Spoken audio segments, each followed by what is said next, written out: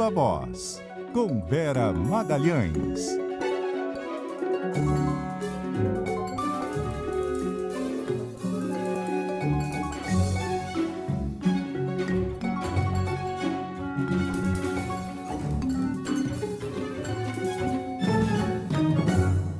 Vera Magalhães, boa noite, tudo bem?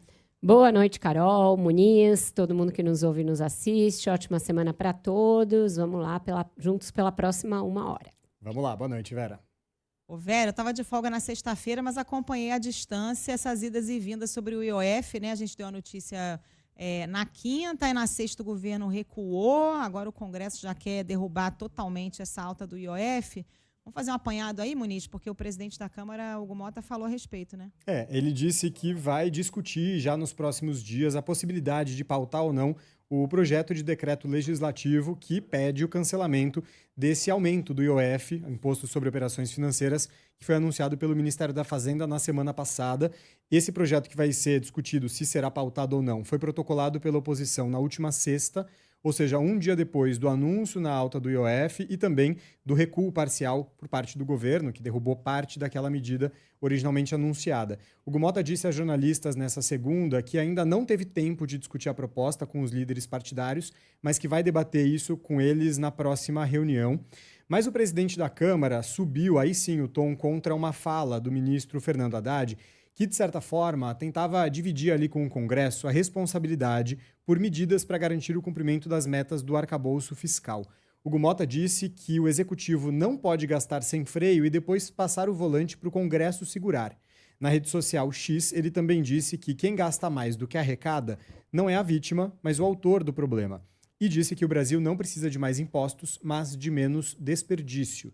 Em entrevista ao jornal o Globo no domingo, o ministro Fernando Haddad disse que não vai abrir mão de nada para fazer cumprir o arcabouço fiscal, isso mesmo diante das previsões de que o governo pode descumprir o ajuste nos próximos anos, mas Haddad disse que o Brasil vive um quase parlamentarismo, nas palavras dele, e que o poder mudou de mãos nos últimos anos. Ele citou, por exemplo, que antigamente era sagrado o veto de um presidente, não se derrubava o veto de um presidente com tanta facilidade, mas isso foi banalizado. Sobre o IOF, o ministro Haddad afirmou que o governo vai decidir até o fim da semana como compensar o recuo. Com mais contingenciamento ou com alguma substituição. Até o final da semana nós vamos tomar essa decisão. Quando aumenta a Selic, aumenta o custo de crédito e nem por isso os empresários deixam de compreender a necessidade da medida. O que nós queremos é resolver isso o quanto antes, o fiscal e o monetário, para voltar a patamares adequados, né? Tanto de tributação quanto de taxas de juros, para o país continuar crescendo. Nessa segunda-feira também, o setor empresarial criticou essa alta do IOF. Numa nota conjunta, as confederações da indústria, do comércio e outras entidades dizem que a tributação no câmbio impacta a importação de insumos e bens de capital que são necessários para o investimento privado e a modernização do parque produtivo nacional. Além disso, os empresários falam que a medida gera imprevisibilidade e aumenta os custos para produzir aqui no país. Pois é uma queda de braço. Uma queda de braço que tem mais de 2 contendores, na verdade. De um lado está a Câmara e do outro está o governo, mas é como se do lado da Câmara também tivesse a mão do setor produtivo, do setor privado. E isso faz diferença. Isso faz com que se torne mais difícil para o governo manter a medida, porque desde a quinta-feira, quando a medida foi anunciada, e o recuo se deu ali ainda antes das 12 badaladas da sexta, num tweet às 11 e tanto da noite, uma coisa bem atabalhoada, mas desde a hora do anúncio já se uniram a indústria, o agronegócio, o comércio, setor financeiro contra essa medida, além dela ser altamente impopular junto à classe média, essa classe média que viaja e faz compras no exterior. Então, é como agradar uma gama enorme de pessoas que já estão, de alguma maneira, contrariadas com o governo, que já acham que o governo tenta buscar muito pelo lado da arrecadação o alcance da meta fiscal e que vão pressionar de todas as maneiras as frentes parlamentares, as bancadas do Congresso, para tentar derrubar o decreto. É um decreto, para que seja derrubado, precisaria um decreto legislativo, Portanto, precisaria alguma alegação aí de inconstitucionalidade, alguma coisa do gênero. O governo não admite recuar por ele próprio, né, nas falas do Haddad. E, além da crítica à questão de um semipresidencialismo, parlamentarismo, tem ali embutido uma leve ameaça, do tipo, olha, se não for aumento de IOF, vamos ter que cortar nas emendas, para ver se sensibilizam os parlamentares. Eu acho que isso não tende a funcionar. A gente já passou desse ponto. Realmente, o Congresso hoje é tão poderoso que eu acho que não vai se sensibilizar com esse tipo de ameaça, até porque uma boa parte das emendas tem caráter impositivo, não pode ser deixar de ser paga. Então, está uma situação bem complicada essa daí. Agora, Vera, não está claro como é que o governo vai equacionar. O presidente do BNDES, o Aloysio Mercadante, defendeu aumentar a taxação das bets para compensar. Será que isso cola? Olha, essa me parece uma medida virtuosa de qualquer maneira, né? Não sei se uma coisa compensa a outra, não tenho em mãos os cálculos, também não sei se o Aloysio Mercadante tem, mas o fato dele fazer essa sugestão mostra que também nessa seara, na seara doméstica, a vida do ministro Fernando Haddad não está fácil. Por quê? Aloysio Mercadante é um expoente do PT, já foi ministro no governo Dilma, nunca chegou a ser ministro da Fazenda, embora esse fosse o seu sonho número 1. Ele ocupou o Ministério de Ciência e Tecnologia, depois ocupou o MEC, chegou a ser Casa Civil da Dilma, se eu não me engano, mas nunca ocupou a Fazenda. No início do governo, quando o Haddad começou com as suas medidas que foram lidas como fiscalistas no PT, ele fazia parte de um grupo ali que a direção do PT tentava colocar na contraposição a Haddad, inclusive tendo o BNDES como um bunker dessa contraposição. Ele negou que estivesse fazendo isso. Ao longo daquele primeiro ano, o ministro acabou se impondo, acabou conquistando, de alguma maneira, o aval do mercado e de vários estamentos do setor produtivo. Então, o Mercadante sumiu um pouco de cena, como sendo esse contraponto. Mas agora, nesse momento chave, ele reaparece com uma ideia que é uma ideia diferente daquela externada pelo ministro da Fazenda. Então, de novo, isso pode ser lido como um sinal de que tem uma movimentação interna no PT de questionamento ou até de tentativa de substituição do ministro da Fazenda. O Haddad disse que isso foi debatido, inclusive, no gabinete do Lula, né? O Mercadante poderia ter apresentado essa ideia internamente, né? Em vez de esperar o Haddad sangrar para sugerir depois. Exatamente. Né? É que ele não é exatamente ali da administração direta, não tem, o BNDES é um pouco apartado, talvez ele não tivesse ficado sabendo, tem tudo isso, mas ainda assim, quando você apresenta essa ideia publicamente depois do ministro estar sangrando, isso não tem como não ser lido como uma tentativa a mais de fustigá-lo, né? Vamos seguir aqui com outros assuntos, Vera e Carol. Na semana passada teve a aprovação no Senado daquele projeto que flexibiliza o licenciamento ambiental. Claro que é um assunto que mobilizou críticas de diversos ambientalistas e vai na contramão das expectativas do próprio Ministério do Meio Ambiente, evidentemente. A Isa Staciarini está conectada com a gente porque a própria ministra do Meio Ambiente, Marina Silva, falou sobre essa aprovação, né, Isa? O que ela disse sobre esse assunto? Boa noite. Oi, Muniz. Pois é, muito boa noite a você, a Carol, a Vera e aos ouvintes. A ministra do Meio Ambiente, Marina Silva, criticou a aprovação desse projeto, que, entre outros pontos, acaba afrouxando aí, né, regras ambientais e que passou pelo Senado na quarta-feira da semana passada. Marina Silva disse que o movimento foi feito de forma assodada. Ela ainda rechaçou a manobra dos senadores que, em cima da hora, aproveitaram parte do relatório da senadora Tereza Cristina do PP, que é a oposição ao governo, na proposta do senador Confúcio Moura, que foi aprovada. Entre outros pontos, o texto, por exemplo, dispensa licenciamento ambiental para obras, facilita a autorização para a Petrobras conseguir explorar petróleo na foz do Amazonas e afrouxa regras ambientais.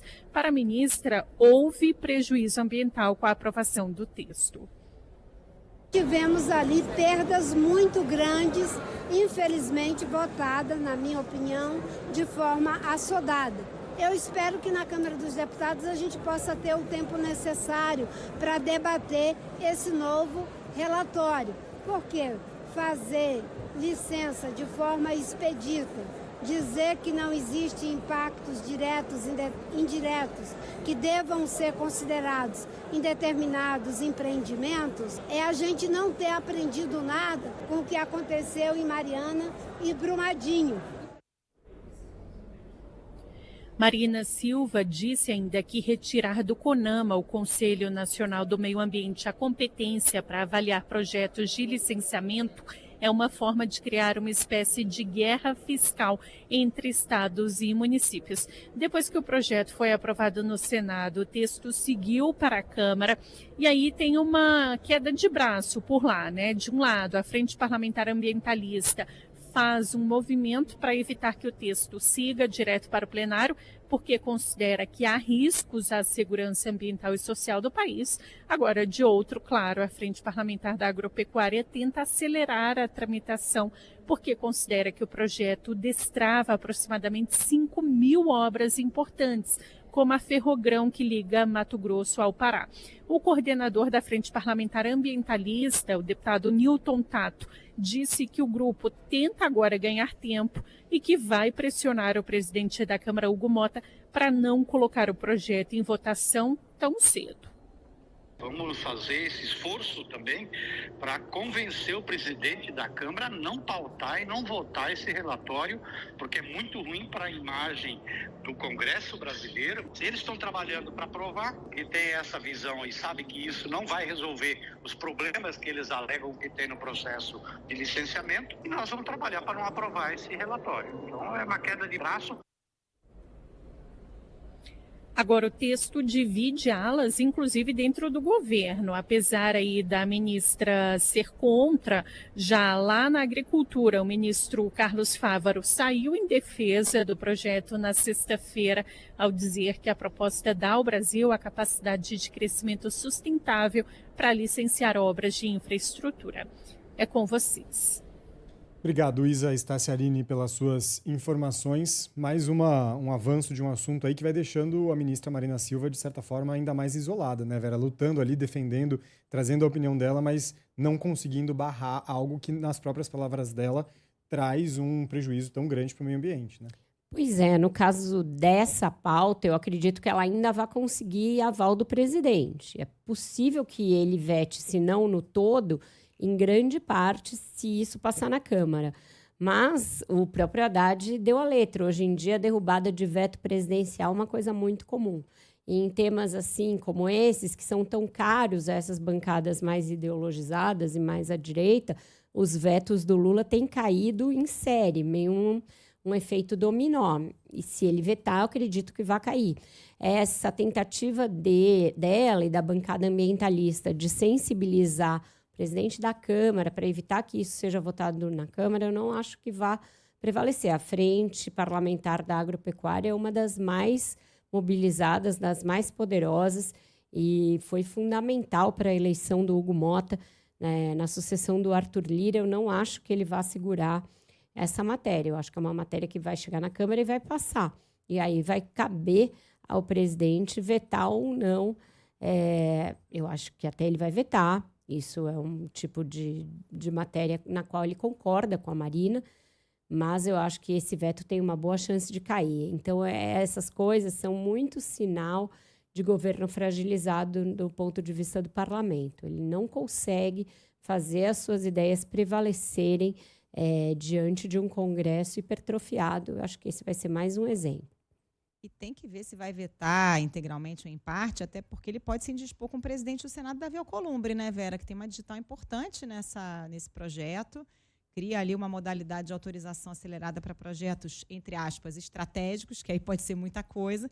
Claro que ele está de olho em agilizar a exploração da margem equatorial, né, pela Petrobras, projeto que obviamente a Marina é contra, né? Mas é uma sinalização muito ruim, né, para o mundo, flexibilizar licenciamento ambiental assim no atacado, como faz essa matéria. Não acredito, acho que em pelo menos alguns aspectos o presidente vai vetar, até porque ele está procurando, apesar dessa desse caso da margem equatorial ser um caso em que ele acha que o Brasil, por até questões estratégicas, tem de explorar, ele não vai querer dar, no ano da COP, uma demonstração de que ele concordou com um projeto que simplesmente faz quase letra morta da legislação de licenciamento ambiental, um grande retrocesso do ponto de vista ambiental. Até quem defende a exploração da margem equatorial acha que esse projeto é um projeto muito nocivo, muito deletério para o meio ambiente. Então, ele vai dar um jeito de vetar alguma coisa, sim, mas correndo sério risco de que esse veto seja derrubado, Carol. Vamos falar de PEC da segurança, Vera, porque teve um evento hoje em São Paulo, reunindo várias autoridades, ministro Lewandowski, também o próprio presidente da Câmara, Hugo Mota, eles comentaram a questão da PEC da segurança. O André Pinheiro tem os detalhes para nós, e são falas aí no sentido de tentar não politizar essa discussão, né, André?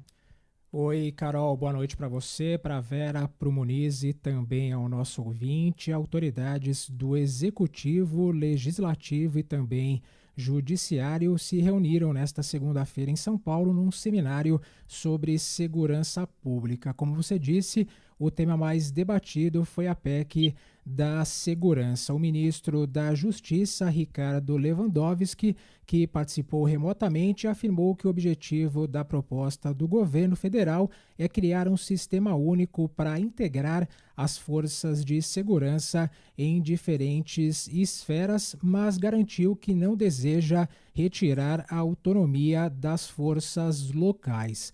Já o presidente da Câmara, Hugo Mota, afirmou que a iniciativa do governo com a PEC é animadora, corajosa e uma oportunidade de reestruturação profunda. Ele pediu que os parlamentares analisem a questão do ponto de vista do interesse da população sem influência ideológica. É natural que haja diferentes perspectivas sobre um assunto tão vital como este. O desafio é construir um texto final que consiga o apoio da maioria e que atenda às necessidades do país. Tenho pedido aos deputados, de maneira muito firme, que não levem esta matéria para o terreno partidário e eleitoral. Precisamos agir com espírito público e entregar um bom resultado à nação. Nesse mesmo evento, Carol, o advogado-geral da União, Jorge Messias, afirmou que a PEC enfrenta desafios atuais que não foram previstos pelos constituintes em 1988. Em outros temas, ele defendeu a regulamentação das redes sociais, afirmando que o crime saiu das ruas para as redes. Messias também citou a importância da soberania nacional e saiu em defesa da magistratura contra ataques de forças internas ou externas. Em seu discurso, o ministro do Supremo Tribunal Federal, Gilmar Mendes, levantou a possibilidade de ajustes pelo Judiciário no funcionamento das audiências de custódia, citando críticas sobre soltura de criminosos reincidentes, mas também ressalvou que é preciso cautela. Ele ainda mencionou a questão da demora de tramitação de processos judiciais, levando ao risco de prescrição de crimes graves. Volto com você, Carol. André. Muitos assuntos aí, Vera, mas falando especificamente de PEC da segurança, impossível não haver politização desse tema, né? É uma das grandes pautas da eleição. Basta ver como foi bombada a filiação do Guilherme Derrite, secretário de Segurança Pública de São Paulo, ao PP, né? Exatamente, já está politizado, os governadores já têm seus aspectos contrários aí à medida do governo. Eu acho que ela vai sofrer muitas alterações na Câmara. Me chamou a atenção a fala do advogado-geral da União, que é nesse sentido aí da responsabilização das redes sociais, das big techs, etc.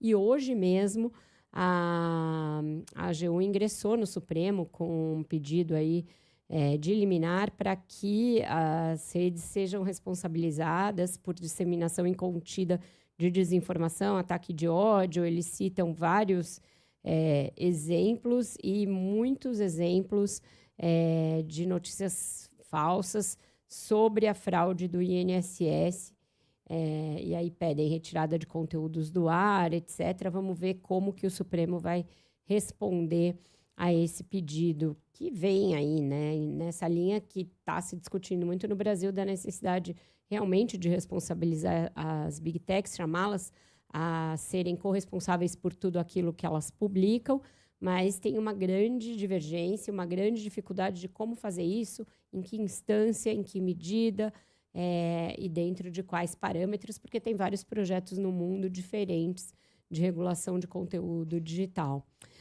Por falar em Supremo, a gente vai continuar falando dele depois do intervalo, e já convido os nossos ouvintes a participarem, porque um dos temas mais polêmicos do dia a gente vai tratar na volta do break, que é essa decisão de que o ministro Alexandre de Moraes aceitou um pedido de abertura de inquérito contra o deputado Eduardo Bolsonaro por, na avaliação da PGR, estar nos Estados Unidos falando contra instituições brasileiras. Então, a gente quer saber de você se você acha que tem motivos para esse inquérito e se você acha que o ministro Alexandre de Moraes deveria relatar, porque isso certamente vai ser objeto de questionamento, sempre naquele tom adequado, civilizado e democrático de um bom debate, sem trazer o fla-flu partidário para cá para o Viva Voz, porque a gente só vai ler as mensagens que estejam dentro desses parâmetros. Isso. Só para reforçar, eu estou de olho já no WhatsApp da rádio. Quem quiser mandar a participação nesses moldes que a Vera mencionou, eu estou acompanhando lá no 11 9 9911 9981. Participe que a gente coloca a sua opinião aqui logo mais. E a gente vai para o intervalo, o repórter CBN volta já. Estamos de volta, né, Vera, para falar daquele assunto que a gente anunciou antes do intervalo. Estamos de volta porque é isso. Hoje o ministro Alexandre de Moraes autorizou a investigação abriu uma investigação contra o deputado Eduardo Bolsonaro, na qual ele já determinou um depoimento do ex-presidente Jair Bolsonaro. Quem tem as informações para nós é o Felipe Igreja, lá de Brasília. Boa noite, Felipe. Boa noite, Vera, Carol, Muniz, todos que nos acompanham. Pois é, o ministro Alexandre de Moraes, do Supremo Tribunal Federal, abriu um inquérito contra o deputado Eduardo Bolsonaro hoje para investigar possíveis ações nos Estados Unidos contra autoridades brasileiras. Essa decisão de Moraes atende a um pedido de investigação que foi feito pela Procuradoria-Geral da República, que alega que o parlamentar que está licenciado do cargo está realizando manifestações em tom intimidatório contra instituições brasileiras. O documento da PGR cita inclusive publicações em redes sociais e entrevistas concedidas por Eduardo Bolsonaro nos Estados Unidos com o objetivo de provocar sanções internacionais contra ministros do Supremo. Na semana passada, a gente lembra que o secretário de Estado norte-americano, Marco Rubio, afirmou que há uma grande possibilidade do ministro Alexandre de Moraes ser alvo de sanções por parte do governo de Donald Trump. A PGR avalia que essas ações de Eduardo Bolsonaro buscam interferir no andamento de processos, incluindo investigações que envolvem diretamente o ex-presidente Jair Bolsonaro. Esse inquérito aberto hoje vai apurar os crimes de coação no curso do processo, obstrução de investigação de infração penal que envolva organização criminosa e abolição violenta do Estado Democrático de Direito. O ministro Moraes pediu à PF o monitoramento e a preservação de postagens de Eduardo Bolsonaro e até mesmo o depoimento do ex-presidente Jair Bolsonaro, que seria diretamente beneficiado pela conduta do filho. A PF tem 10 dias para ouvir o ex-presidente. Eduardo Bolsonaro reagiu lá nos Estados Unidos e criticou a abertura do inquérito, dizendo que essa medida consolida um ponto de não retorno do governo dos Estados Unidos, que vai aplicar sanções contra Moraes. Essa medida, injusta e desesperada, só configura aquilo que sempre falamos. O Brasil vive um regime de exceção. Gonê, o seu nome é, junto com Moraes, colocado como um dos principais violadores de direitos humanos. Você se prestou ao papel sujo e covarde de prender pessoas inocentes na farsa que virou os processos tocados pelo tiranete do Alexandre. Já o líder do PT na Câmara dos Deputados, Lindbergh Farias, promete abrir uma nova frente contra Eduardo Bolsonaro, agora no Conselho de Ética da Câmara. Vocês lembram do 8 de janeiro? É igual o que ele está fazendo, porque ele está mentindo fora do país, articulando com autoridades estrangeiras, na verdade, sanções contra vários ministros, contra o Procurador-Geral da República, contra um delegado da Polícia Federal. Não adianta apagar vídeos, não adianta apagar tweets, porque a gente já foi coletando todo esse material. Na verdade, esse Eduardo Bolsonaro, ele se autoincrimina. Ao determinar a abertura do inquérito, o ministro Alexandre de Moraes pediu ainda a oitiva de diplomatas brasileiros nos Estados Unidos e abriu a possibilidade de Eduardo Bolsonaro prestar esclarecimentos de forma escrita e diz que ele deve ser intimado, inclusive, por meios eletrônicos. Vera. Obrigada, Felipe, pelas suas informações. Pois é, esse caso aconteceu na semana passada, da fala do chefe de Estado, do chefe do Departamento de Estado, Marco Rubio. Num primeiro momento, o Supremo não reagiu.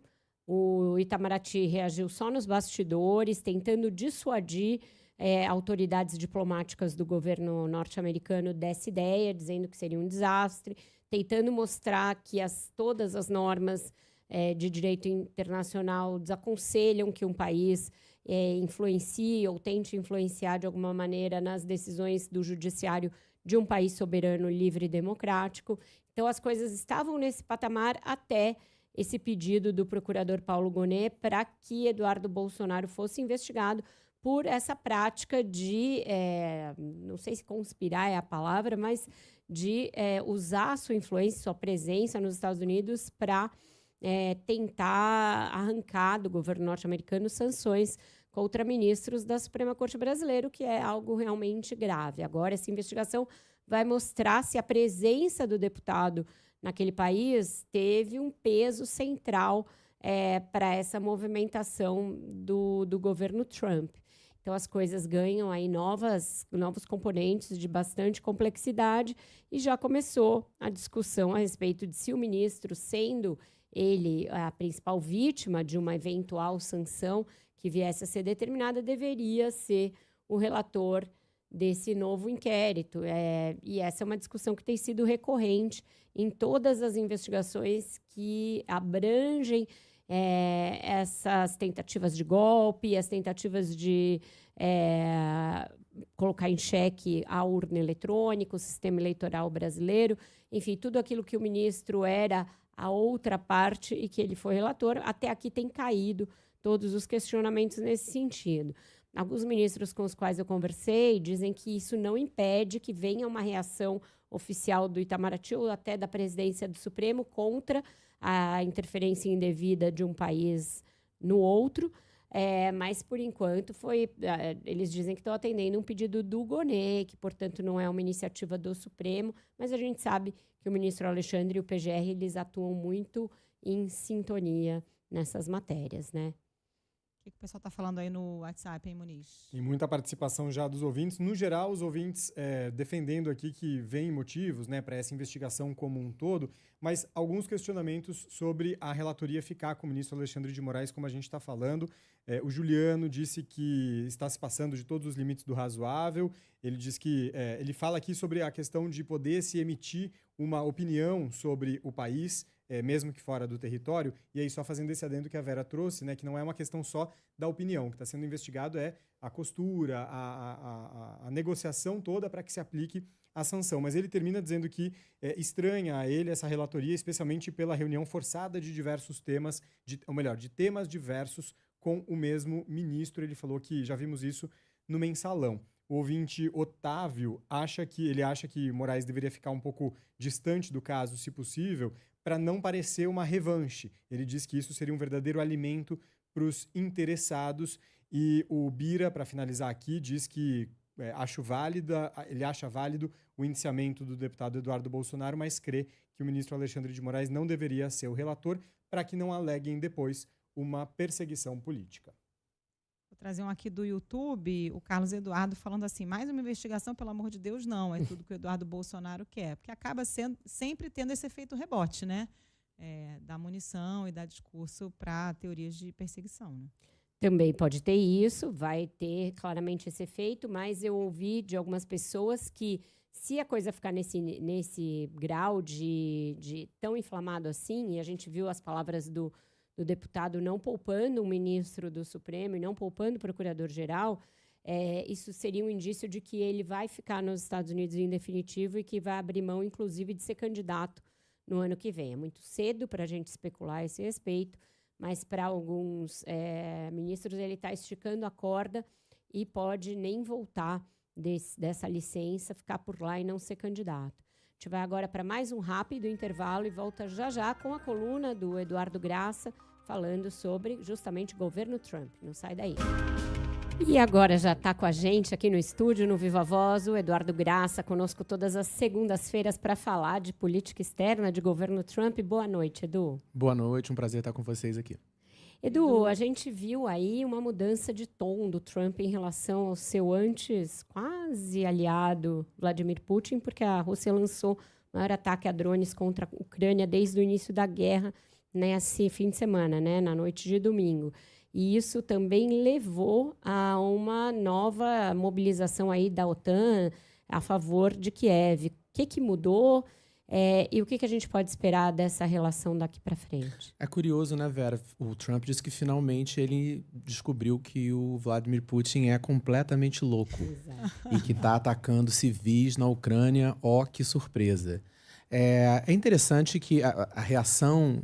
primeiro, vamos falar da reação do Kremlin a essa declaração do Trump, que foi uma reação irônica, né? De dizer, olha, a gente está muito preocupado porque foi uma fala do Donald Trump com muita emoção, né?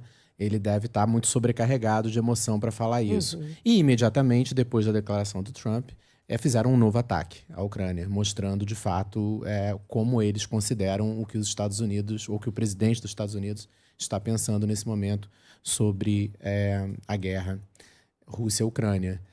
O que muda nesse momento? A Europa, imediatamente, os principais líderes europeus imediatamente voaram nessa declaração do Trump e disseram, olha, finalmente ele entendeu que a conversa que a gente conversou sobre isso aqui na semana passada, de 2h30 que ele teve com o Putin, e que ele saiu da conversa, Donald Trump dizendo, Putin está disposto à paz, a resolver, vai ter um cessar-fogo daqui a pouco, que isso não é real. Agora, há um receio da Ucrânia, dos europeus, de que a saída dos Estados Unidos é uma saída de fato. É dizer, olha, o Putin não quer resolver, a gente não tem como fazer nada, é uma guerra deles, eles que se decidam. E há um medo muito grande de que não se dê à Ucrânia a possibilidade de continuar se defendendo da Rússia. Você não dê o dinheiro já aprovado pelo Congresso americano, inclusive para a compra de armas, e que essa fação isolacionista do Partido Republicano, que está no governo Trump, muito representada pelo vice J.D. Vance, que ela consiga o que ela quer, que é tirar os Estados Unidos dessa guerra. Uhum. Agora, Edu, ainda falando da política externa do Trump, vamos falar um pouco mais de Israel, porque a imprensa israelense detalhou aí no fim de semana os planos do governo de Israel para deslocar toda a população palestina para uma área pequena de Gaza, 25% do território, e ocupar 75% com os militares do Exército de Israel, isso nos próximos 2 meses. Ao que tudo indica, é uma ocupação, de fato, do enclave, sem qualquer resistência do governo americano. Pelo contrário, o próprio Trump já falou em transformar aquilo ali num balneário. É verdade. E é interessante a gente pensar na situação parelha desses dois conflitos, né? Porque, de novo, os europeus, que são os principais parceiros econômicos de Israel, é bom lembrar, os europeus saíram, criticaram duramente as últimas declarações do primeiro-ministro israelense, basicamente falando em ocupação da faixa de Gaza, e os Estados Unidos, nesse caso, não teve nem declaração do presidente Trump, eles ficaram em silêncio absoluto. E é bom lembrar que hoje, Carol, são 2 dias muito importantes. Nos Estados Unidos é o Memorial Day, que é o dia em que os americanos estão celebrando ali, honrando os americanos que morreram pelo país em guerras, e é o dia em Israel da celebração da ocupação inteira de Jerusalém em 1967. E hoje, algumas horas atrás, a celebração que acontece todos os anos lá, normalmente, foi marcada por atos extremamente nacionalistas e de direita muito preocupantes, com participação, inclusive, do ministro da Defesa de Israel, em que se dizia Gaza é nossa, só vamos terminar, usando inclusive essa frase, que é uma frase complexa, só vamos terminar com a vitória total, é uma guerra total, que lembra outras situações não muito agradáveis. Então, a situação em Gaza, que já é terrível moralmente, terrível para as pessoas que lá, enfim, estão sofrendo o que estão sofrendo. É bom lembrar que ainda existem reféns em posse do grupo terrorista Hamas. Então, é uma situação muito complexa e a política externa dos Estados Unidos está aí demonstrando o seu resultado nesses primeiros meses de Trump. Ela está absolutamente silenciada a respeito do que está acontecendo lá.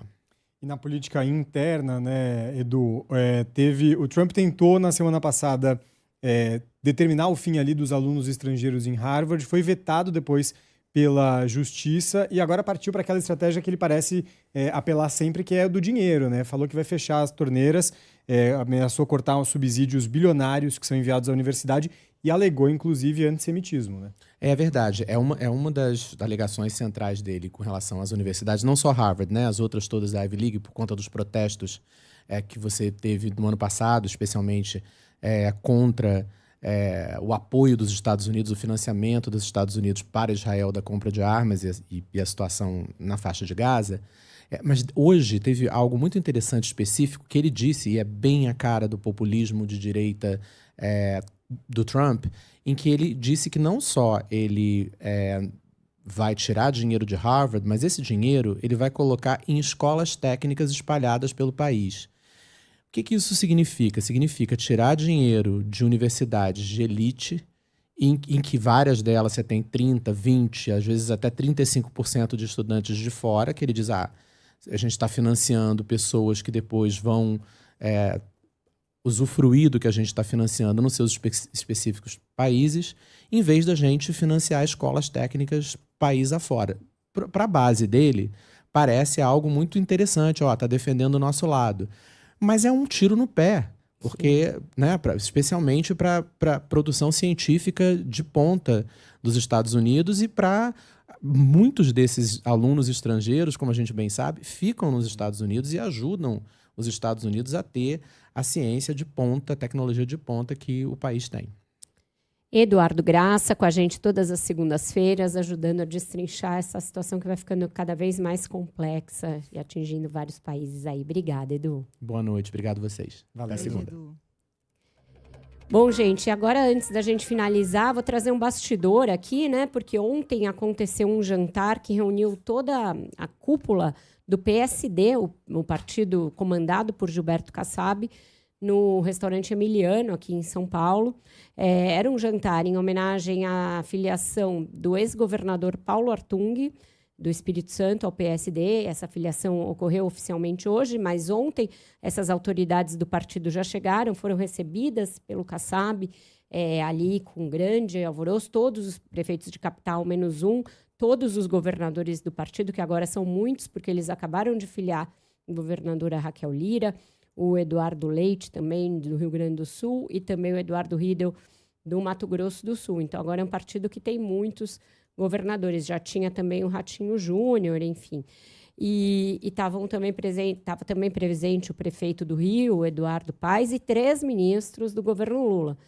Estava lá o Alexandre Silveira, de Minas e Energia, o André de Paula, da Pesca, e o ministro da Agricultura, Carlos Fávaro. Então, todo o quórum praticamente completo do PSD, e, de repente, quem chega é Tarcísio de Freitas, recebido ali como principal convidado, com as honras da casa, aclamado por todos, e é chamado, inclusive, para discursar diante de 3 ministros do presidente Lula. E aí ele faz um discurso enaltecendo a importância do PSD para a sua própria eleição, e para o seu governo. Diz que se não fosse o PSD, ele não estaria ali, né, ali sendo o governo de São Paulo. Teceu loas aos nomes do PSD, falou que é um partido de grandes quadros, elogiou os pré-candidatos do partido à presidência, Eduardo Leite e o Ratinho Júnior, da importância de um partido ter quadros e ter nomes. E todo mundo ficou com a sensação de que estava uma plateia muito empolgada com a presença dele lá. Essa hora que ele estava falando da importância do PSD, um mais gaiato ali até falou, então vem para cá para o PSD também e tal. Isso tem cara de Eduardo Paes, hein? Não me falaram quem foi, falaram que foi um mais gaiato. Se eu tivesse que apostar o mais gaiato, quem é? E aí é isso, chamou a atenção, porque além de 3 ministros, tinha alguns expoentes dessa ala lulista do partido, que é cada vez mais minoritária. Eduardo Paes, estava lá o senador Otto Alencar, que é um dos mais lulistas, e o deputado Antônio Brito, que foi até pré-candidato à presidência da Câmara, contava com uma certa simpatia do presidente Lula, mas ficou pelo caminho na disputa contra o Hugo Mota. Então, chamou um pouco a atenção. Quando eu fui questionar alguns sobre essa presença, senti um certo ali desconforto, não foi exatamente agradável para os ministros estar ali nesse ambiente tão festivo em torno do Tarcísio, mas aconteceu. E para eles não vai ser tão fácil assim o governador de São Paulo sair candidato pelas circunstâncias que a gente já conhece. O Bolsonaro não deu aval a ele, não deverá dar um aval tão claro. Ele, diferentemente desses outros que são pré-candidatos, ele teria que renunciar e teria que abrir mão de uma disputa de segundo mandato. Os outros já estão em segundo mandato, então não é algo simples, não é algo fácil. E ele sempre tem procurado ser muito grato ao Bolsonaro e etc. Mas é alguém que está se movimentando nessa seara partidária e junto a esses partidos do Centrão, que são tão caros ali ao PT, mas que estão com tanta dificuldade de apoiar. Eu falei do Eduardo Riedel, mas ele não estava. Ele ainda tem uma dúvida se ele vai para o PSD ou para o PP, porque o antecessor dele, que é um dos seus principais aliados, foi para o PP. Tá bom, mas você está circulando, né? Semana passada está no evento do PP do Derrite, jantar do PSD, tá circulando, né? Evento esse do Derrite que causou extrema irritação no Bolsonaro, porque ele não foi avisado. Então é isso, Carol. A gente tem aí esse cenário bastante ainda gelatinoso em relação a quem vai ser candidato e quem não vai. Ficamos por aqui? Ficamos por aqui. Amanhã tem mais Viva Voz. Vocês ficam agora com a 3ª hora do Ponto Final. Beijo, Vera. Até amanhã. Beijo, até amanhã. Repórter CBN, 7 horas.